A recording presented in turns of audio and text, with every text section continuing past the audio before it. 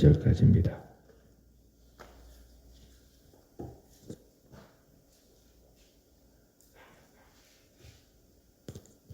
사도행전 4장 13절부터 22절까지 말씀입니다.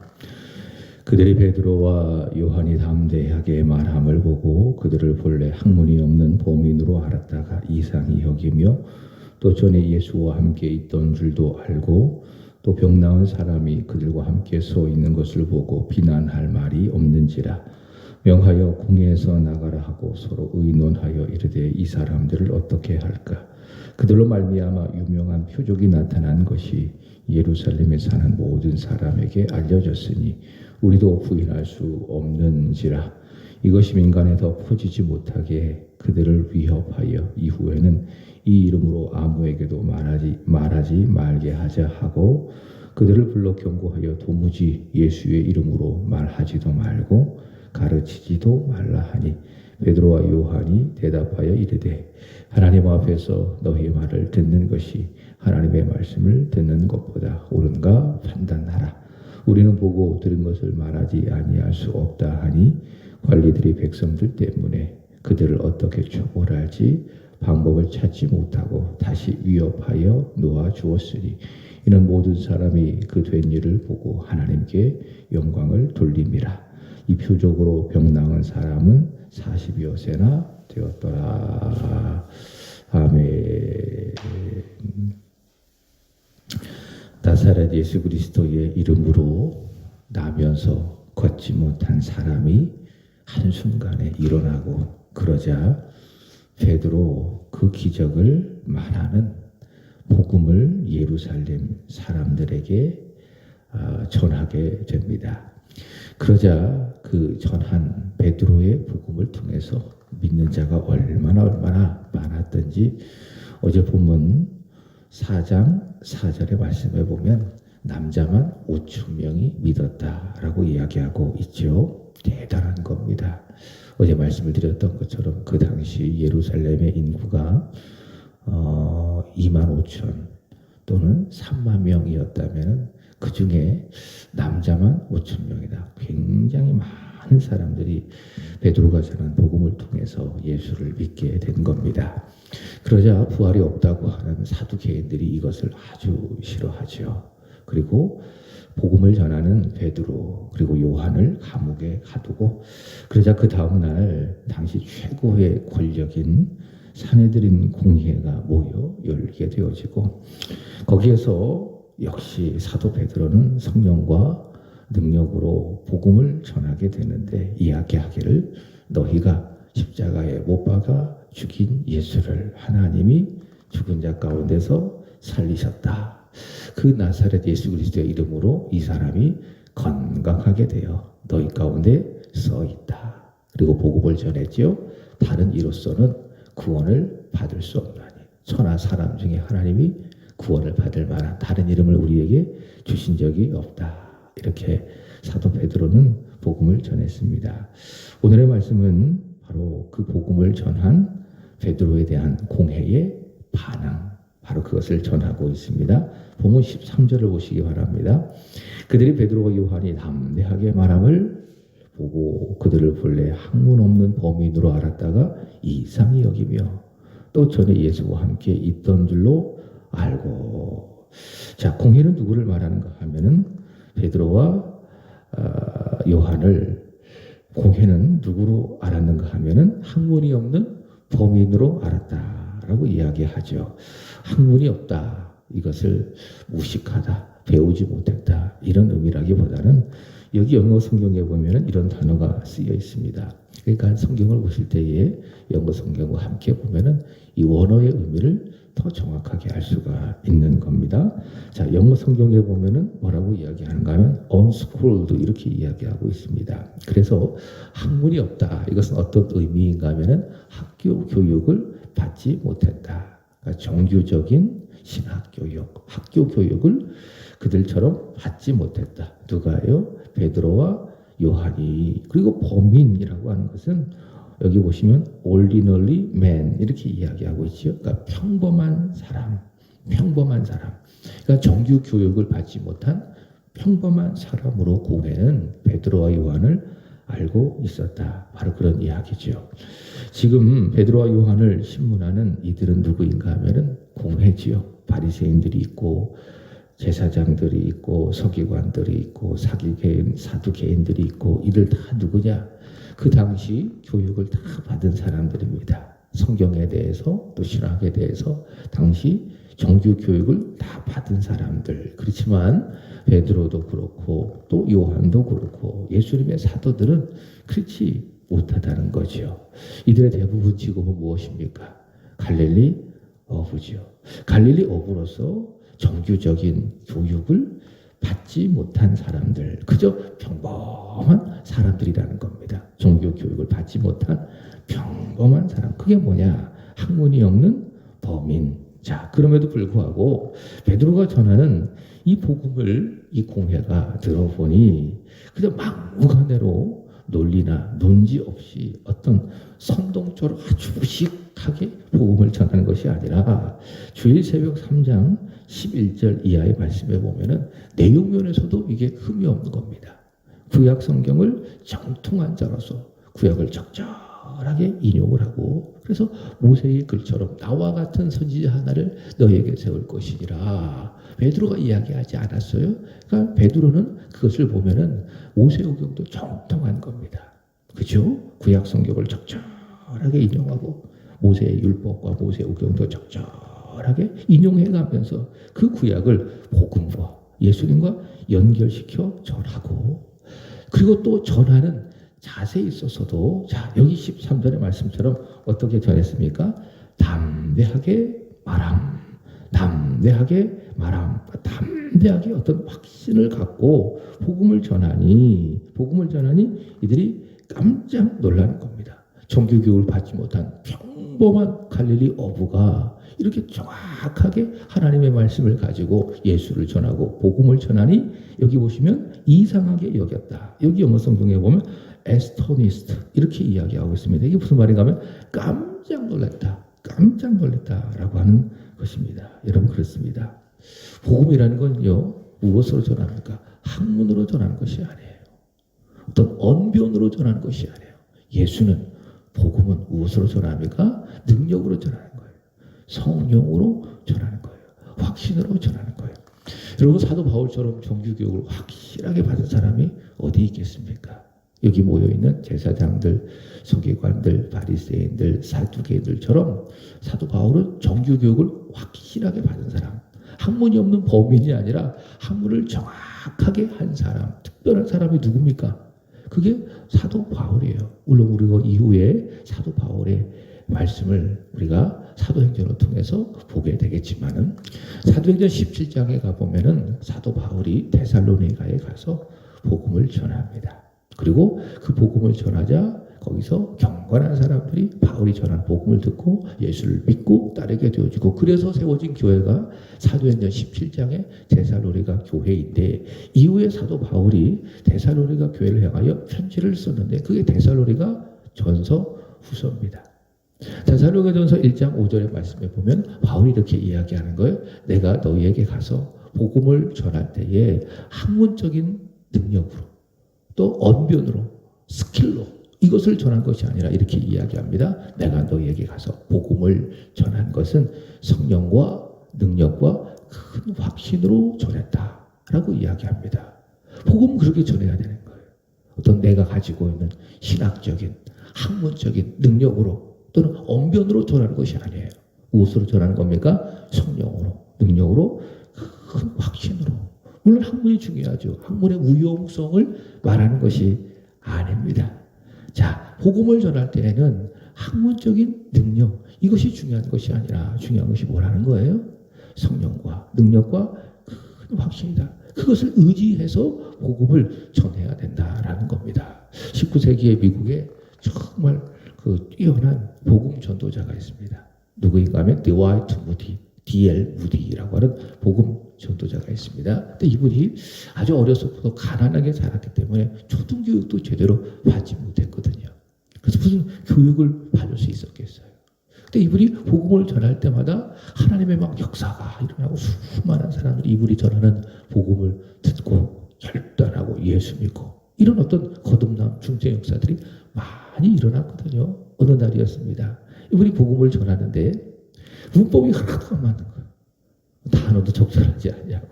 또 무슨 언변도 뛰어나겠습니까? 그래가지고 어느 누구가 공부를 열심히 잘 배운 어느 누구가 D.L. 모드가 얼마만큼 복음을 전했을 때에 문법적으로 논리적으로 틀렸는지 다 체크를 해서 알려줬어요. 그리고 이야기하는 겁니다. 당신이 복음을 전할 때 이런 면들이 문법적으로 논리적으로 그릇됐습니다. 그래서 무디가 웃는 거예요. 당신은 이 복음이 학문적인 능력으로만 전해진다고 생각하십니까? 아무 말도 하지 못하는 거죠. 복음은 성령의 능력으로 전하는 겁니다. 그죠? 학문적인 능력으로 논리로 전하는 것이 아니에요. 무엇은요? 하나님의 말씀은. 복음은 무엇을 의지해야 되는 겁니까? 성령의 능력으로 전하는 겁니다. 본래 학문이 없는 범인으로 알았다가 복음을 열심히 담대하게 전하는 이 사람들을 보고 이 사두개인들이 바리새인들이 공회 의원들이 깜짝 놀라는 거예요. 그죠? 그럴 수밖에 없지요. 왜? 성령께서 역사하니까. 바울처럼 복음을 전할 때 이제 성령 의지하고 능력과 큰 확신으로 전하니까는 이 공회가 깜짝 놀랄 수밖에 없는 것입니다. 자, 그래서 내린 결정이 16절 이하인데요. 17절에 보면은 이렇게 이야기합니다. 이것이 민간에 더 퍼지지 못하게 그들을 뭐하여? 위협하여. 이 이름으로 아무에게도 말하지 말게 하자 하고, 자, 더 이상 그들을 가질 수도 없고요. 그러니 단지 위협만 해서 전하지 마. 공권력을 가지고 이들이 공의 이름으로 전하지 마. 그죠? 무엇을? 예수 이름으로 말하는 것. 이것을 하지 마. 이렇게 위협을 해서 그냥 풀어주자. 이렇게 이제 결정을 내렸다는 겁니다. 자, 이에 따른 베드로와 요한의 대답. 자, 4장 19절 이야기합니다. 베드로 요한이 대답하여 이르되 하나님 앞에서 너희 말을 듣는 것이 하나님의 말씀을 듣는 것보다 옳은가를 판단해라. 이렇게 이야기합니다. 하나님 말씀보다 당신의 말에 순종하는 것이 하나님 보시기에 옳은지 너희들 스스로, 당신들 스스로 판단해 보십시오. 이런 이야기입니다. 그렇죠? 무슨 말입니까? 우리가 당신들의 말처럼 예수의 이름으로 말하지 않는 것, 복음을 전하지 않는 것, 하나님 앞에서 본다면 옳다, 옳지 않다. 옳지 않다. 그러다라고 하는 사실입니다. 여러분, 예수님이 베드로와 요한에게 하신 말씀이 있습니다. 사도행전 1장 8절입니다. 승천하시기 전에 하신 말씀이죠. 오직 성령이 너에게 임하시면 너희가 권능을 받고 예루살렘과 온 유대와 사마리아와 땅끝까지 이르러 내 증인이 되리라. 이게 뭐예요? 너희가 복음의 증인이 되어야 한다. 성령의 능력을 받으면 복음을 전해라. 그 말 아니겠습니까? 내 증인, 예수를 전해라. 그겁니다. 그 사명을 베드로도 요한도 승천하시기 전에 주님으로부터 받은 거예요. 베드로와 요한은요, 이 주님의 말씀에 순종하여서 예수를 전하는 증인이 되는 것이, 오늘 여기 본문의 말씀처럼 예수의 이름으로 말하는 것이, 예수의 이름으로 말하는 것이, 그게 뭐는 거예요? 하나님 앞에서 옳다, 그런 것입니다. 하나님 앞에서 옳다. 그들이 금에도 우리가 이 사명을 받았으니 또 이 사명을 받으라고 주님이 우리에게 명령하셨으니 이 사명을 하는 것이 옳다라고 하는 겁니다. 자, 근데 그들의 말처럼 우리가 주 예수의 말씀에 순종하지 아니하여 예수의 이름으로 말하지 않는다면 그게 뭐라는 거예요? 옳지 않다. 하나님 앞에 옳지 않은 것이다 라는 겁니다. 여러분, 우리의 옳음의 기준이라는 것이 무엇일까요? 우리가 판단하는 옳음의 기준이라는 것이 무엇일까요? 세상이 윤리나요? 도덕이 아니라 무엇입니까? 성경입니다. 하나님의 말씀입니다. 정확, 무함. 하나님의 말씀, 그것이 무엇인가? 우리의 옳음의 기준이라는 겁니다. 그래서 세상의 윤리나 어떤 도덕적 어떤 기준과 잣대들이 옳다 해도 성경, 하나님의 말씀이 옳지 않다고 한다면은 우리가 어떻게 말해야 돼요? 그거 그런 겁니다. 윤리나 도덕이 옳지 않은 겁니다. 라고 말할 수 있어야 돼요. 그렇죠? 자, 한 예로 지금 이제 세상의 윤리나 도덕 이런 어떤 세상의 흐름을 잘 보잖아요. 그러면요, 이 최근에 이제 사회적 이슈 중에 하나가 무엇인가 하면 동성애입니다. 이 동성애가 그르다, 옳다 이런 기준으로 봐서는 안 된다는 거예요. 그러니까 윤리적인 기준으로 동성애를 봐서는 안 되고 이것은 어떤 문제로 보아야 하는가 하면은 관점입니다. 개인의 인권 문제로 봐야 되는 거예요. 성적인 취향 문제로 보아야 하는 거예요. 그렇죠? 자기의 성적 취향은 다 각각 다른 것처럼 동성애도 그렇게 보아야 한다. 자, 그런 측면에서 본다면은 동성애는 옳고 그름이 아니라 어떤 문제입니까? 개인의 인권이요, 개인의 선택이요, 개인의 성적인 취향이기 때문에 문제가 될 수 없는 겁니다. 그죠? 자, 그렇지만은 성경은 동성애를 뭐라고 봅니까? 인권으로 말합니까? 아니면 개인의 성적 취향이니까는 각자 선택하는 것이 맞다. 그렇게 이야기합니까? 세상 흐름처럼. 요즘에 정한 세상 사람들의 권리나 또 윤리나 도덕처럼 그게 아니죠. 성경은 뭐라고 이야기합니까? 악이라고 이야기해요.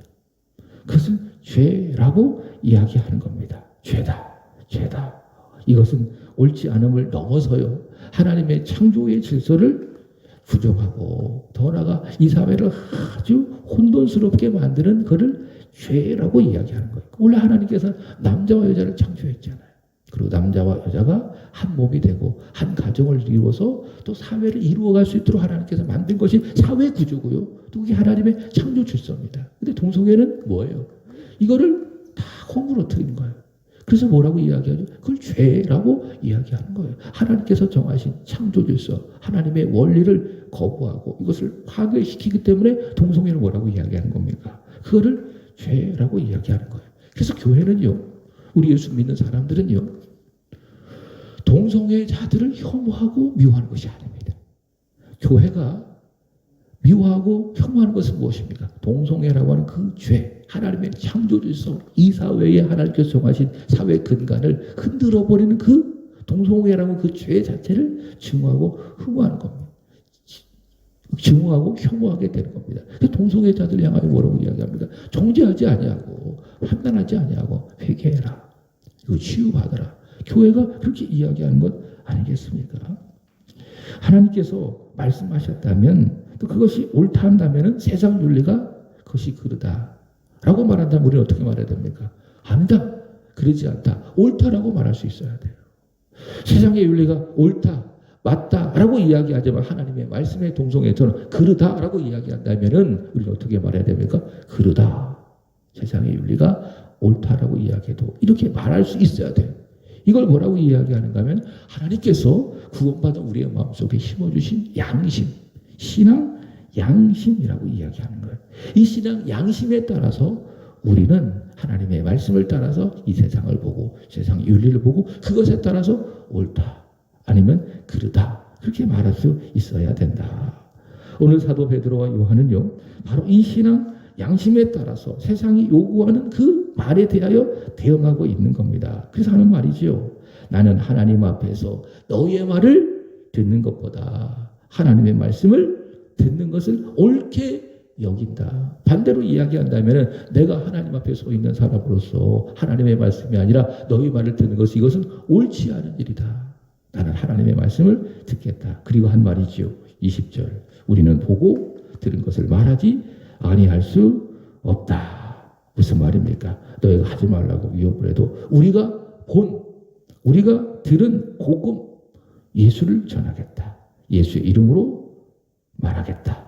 끊임없는 위협이 있어도 심지어 우리를 죽인다 할지라도 우리가 보고 들은 이 복음을 예수를 너희에게 세상 사람들에게 전하겠다라고 하는 것입니다. 여러분 저와 여러분이 이 복음을 이렇게 전하게 되기를 축복합니다. 이런 담대한 마음으로 특별히 복음은 뭐예요?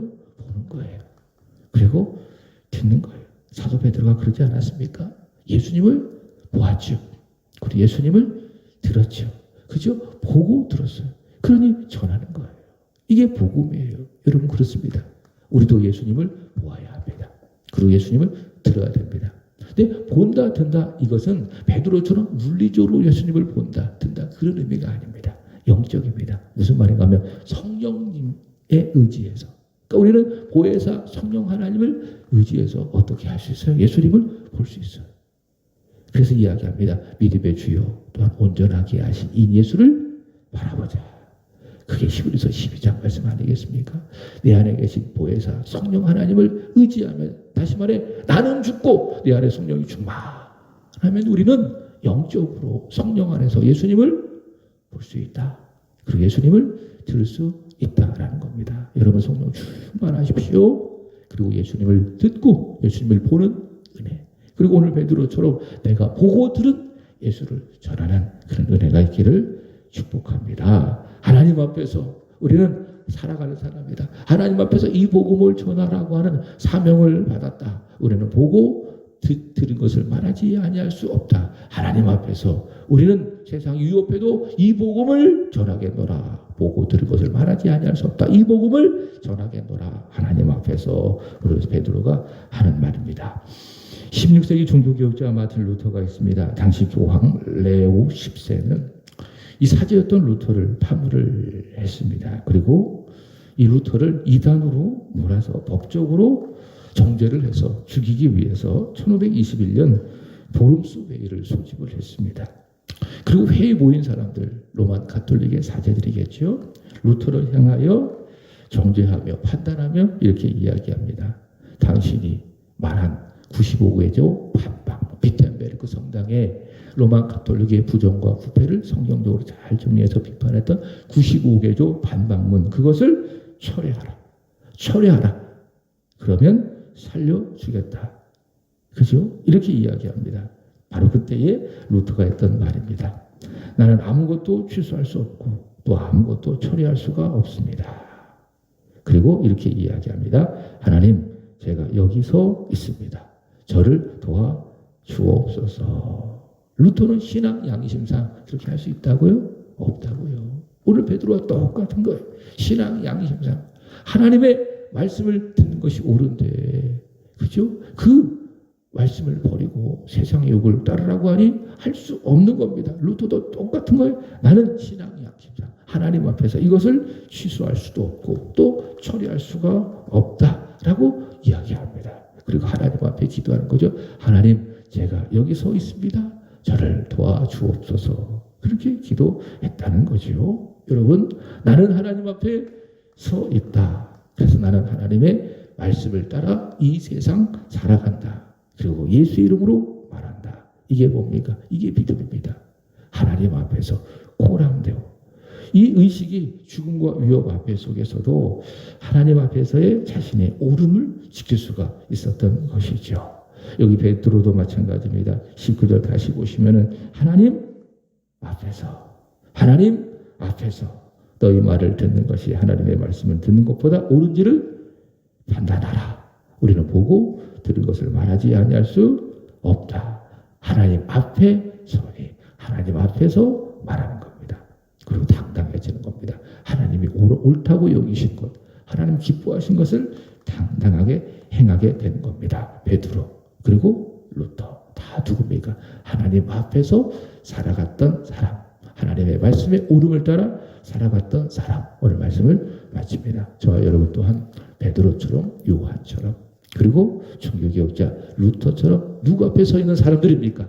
하나님 앞에서, 하나님 앞에 서 있는 사람들임을 믿으며, 세상이 옳다고 해도 하나님이 옳다 하시면 옳다 여기며, 세상이 하지 말라고 해도 하나님께서 하라 하신다고 한다면 하나님께서 옳다 여기신 것, 행하라 하신 것을 담대히 행하는 믿음의 사람, 신앙 양심을 따라 살아가는 믿음의 사람, 그리고 담대하게 당당하게 예수를 말하고 하나님 앞에 살아가는 예수의 사람 되기를 우리 주 예수 그리스도 이름으로 축복을 드립니다. 기도하겠습니다.